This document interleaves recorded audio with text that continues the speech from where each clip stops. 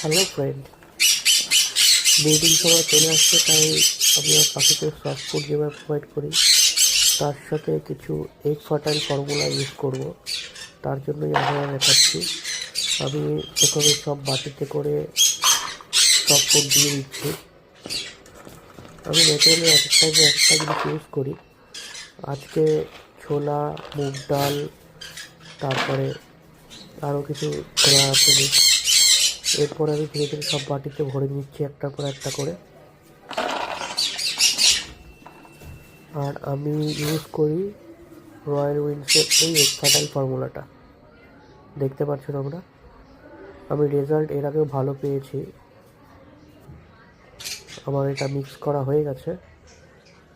আমার একটা পাখি আছে যে এখনও অ্যাডাল্ট হয়নি, তার জন্য ওটাকে ইউজ করিনি। এদেরকে দিয়ে দিয়েছি, এরাও খাওয়া শুরু করে দিয়েছে।